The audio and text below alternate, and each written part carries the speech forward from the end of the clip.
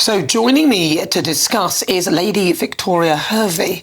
Victoria, thank you very much for joining me. No problem. And let's talk about this, because the first thing that I want to go through is Prince William. Now, he has just withdrawn from performing his duties as godfather. What do we know? This is sort of breaking news a couple of hours ago. We don't really know a lot, but it's quite unusual for Prince William to pull out of something so last minute like this. Because, of course, we know that Catherine is recuperating from abdominal surgery. I think we heard there were complications. I'm not sure of all the details because they haven't told us anything. No, I don't think we know that much, but I think people sort of will presume that he is not attending because he's spending time with the family. But, of course, then there's the king as well. The king is also recuperating or having treatment for cancer. And, again, we don't know whether it could be Catherine, it could be the king. Well, I think as far as Charles, the fact that they actually told us and, when the Queen wasn't well, they did not tell us anything, that it definitely shows that it has to be quite serious.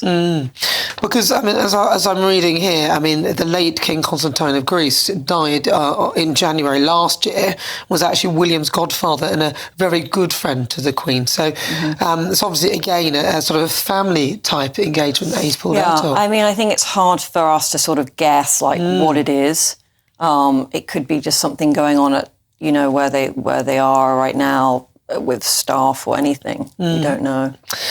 Now, moving on to the king, I remember a while ago, there was that hot-looking guy that everyone was talking about. Who is he? And apparently he's moved from duty, so he's not going to be working so closely with the royal family. What's going on with him? And who is he? Yes, he was known as the hot equerry. Well, usually an equerry only actually works for the monarch for 3 years. And it is always someone who has been in the armed forces.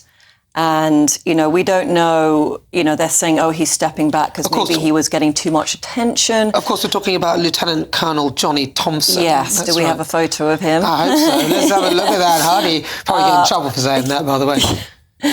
But, as equerry, it is their duty to be with the monarch for all military duties and public duties. So we don't know really if it is just like his 3 years is up or it is, maybe he just wants a sort of a role that is less public. Because he's. But he did get a lot of attention. He did, didn't he? There was that photo, I wonder. I don't know if we're allowed to show it. They do change them every 3 years, so it could just be someone else from the armed forces is taking up that position. And I'm wondering if we've heard anything about Fergie at all as well, because she's had a cancer diagnosis too. She's been incredibly quiet and we haven't heard much from her. No, we haven't. I think she was at the church though today.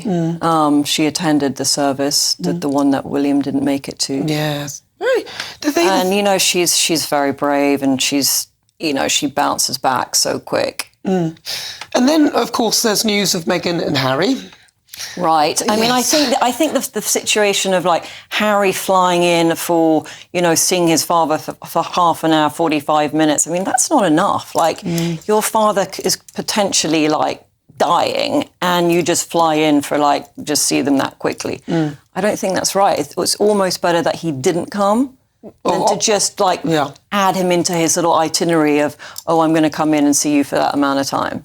Well, there's no indication that he's dying. I mean, no, I'm not saying dying, but I'm saying, obviously, like, if you have a serious cancer and it's serious enough for everybody to be told about it, it's not, what Harry did to his grandmother is unforgivable. And what President Trump said about that was very good, actually, because he just said, I'm not going to be standing behind Harry if I become president, because what he did to his grandmother. And, when she was in her last years of her life, like, he was too busy running around LA with the new wife. So I don't think, with Harry, it's always a little bit too late. Yeah. And the fact that with his father now, and he's just still messing around over there and going to like basketball games. It's just ridiculous. Although I think that if rumour is to be believed, they're apparently saying just stay away and just get on with living your life and stop publicising everything. Well, I think if he did come and see his father and actually spend some real time with him and don't publicise it, like just come in, sneak in, don't put it out as a PR situation where everyone has to know. Just he's doing it really just to keep also the networks interested, like, oh, he still has contact with the royal family. Because without that, he doesn't have anything. Because his interview with Good Morning America was done with a secondary crew who were following him around for the Invictus Games. And of course, the launch of their new website. You know, since Sussex Royal didn't work, we now have the new one. And so that is all they really have. They don't want to be part of the royal family, but they know that they only make money from being in the royal family. And then we've got, finally, Meghan Markle. She's joined Lemonada, and the last time she was seen, or the most public thing that I've seen, is her helping Afghan refugees or something and doing some sort of... She's trying to now do an Angelina Jolie, and it just doesn't really work. So let's see, maybe they'll be adopting a refugee child next, but I wouldn't put anything past her. Just for, the headlines. I think she's extremely calculated.